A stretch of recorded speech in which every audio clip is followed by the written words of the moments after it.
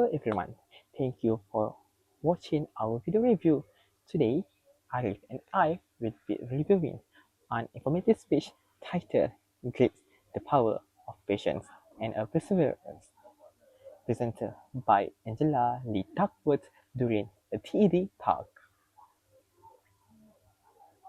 To give a general description of the video, the speaker stands on a simple stage with not a special visual except of occasional slide. The presentation focused mainly on her delivery and explanations. In this talk, she shared her journey from being a management consultant to become a public school teacher and then later a researcher in psychology. The purpose of the informative speech is to explain the concept of a glitch, which she defined as a passion and a perseverance for a long-term goal. She also presents findings from her research in a school, military, academics, and competition, showing a grit is often a stronger predictor of a success than talent or IQ. His goal is to inform and inspire the audience to understand why perseverance matters more than natural ability. Emotional intelligence, it wasn't good looks, physical health, and it wasn't IQ. It was grit. Grit is passion and perseverance for very long-term goals. Grit is having stamina. Grit is sticking with your future, day in, day out, not just for the week, not just for the month, but for years. And working. The first notable aspect I would like to discuss is eye contact. Through the talk, Angela maintains steady and mindful eye contact with the audience. She does not focus on just one person or one direction. Instead, she looks around the room neutrally, which helps create a sense of a connection. Her eye contact becomes stronger when she explains a key definitions, such as when she say grit is a passion and perseverance for very long-term goals. By looking directly at the audience during important lines, she increases credibility and make the message feel personal. This keeps the audience engaged and involved in the speech. Thinking. The kinds of things you need to learn in 7th grade math, sure, they're hard. Ratios, decimals, the area of a parallelogram. But these concepts are not impossible.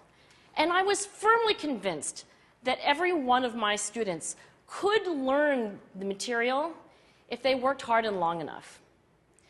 After several more years of teaching, I came to the conclusion that what we need in education is a much better understanding of students and learning from a motivational perspective, from a psychological perspective.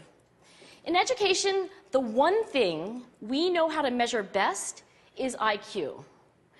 But what if doing well in school and in life depends on much more than your ability to learn quickly and easily? So I left the second notable aspect is gesture.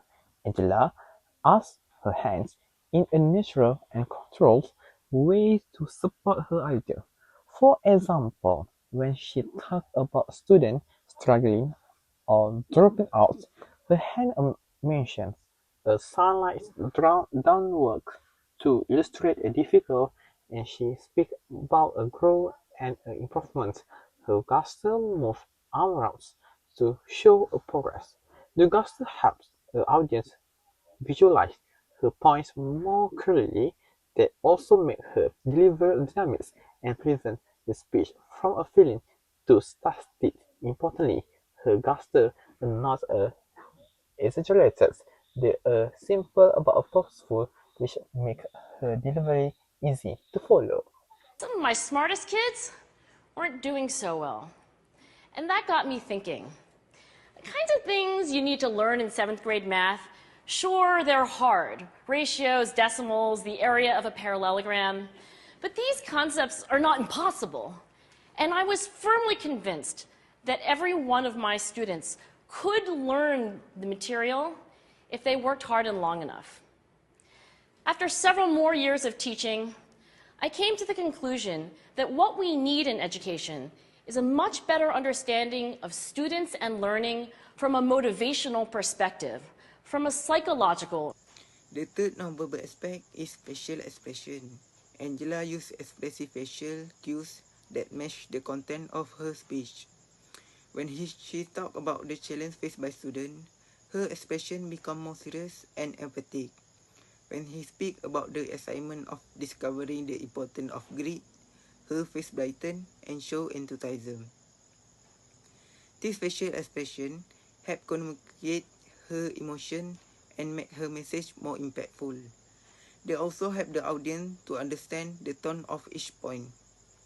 When something is serious, when something is inspiring, and when something is meant to encourage, this makes her delivery more engaging and relatable. In all kinds of super challenging settings. And in every study, my question was, who is successful here and why? My research team and I went to West Point Military Academy. We tried to predict which cadets would stay in military training and which would drop out. We went to the National Spelling Bee and tried to predict which children would advance farthest in competition. We studied rookie teachers working in really tough neighborhoods, asking which teachers are still going to be here in teaching by the end of the school year. And of those, who will be the most effective at improving learning outcomes for their students? The fourth nonverbal aspect is posture and movement. Angela maintained a confident posture throughout her presentation. She stands upright with relaxed shoulders, which show that he is comfortable and prepared. Her movement on stage is also very controlled. She takes a small step when transitioning between ideas. For example, when moving from her teaching experience to her research at West Point. Her movement is not some random or distracting. Instead, it helps organize the flow of her speech and guide the audience through different sections of her message. This made her overall delivery clearer and more professional. To conclude, Angela Lee Duckworth talk is effective, not only because of its powerful message about grit, but also because of her strong nonverbal communication. Her eye contact build connection, her gestures support understanding, her facial expression show emotion, and her posture demonstrate confidence. Overall, we can learn that a good informative speech is not just about the words we say. It also depends on how we deliver them. For future presenters, we recommend maintaining natural eye contact, using meaningful gestures, showing appropriate facial expression, and standing with confidence. This nonverbal skill can significantly improve engagement and help the audience clearly understand the message.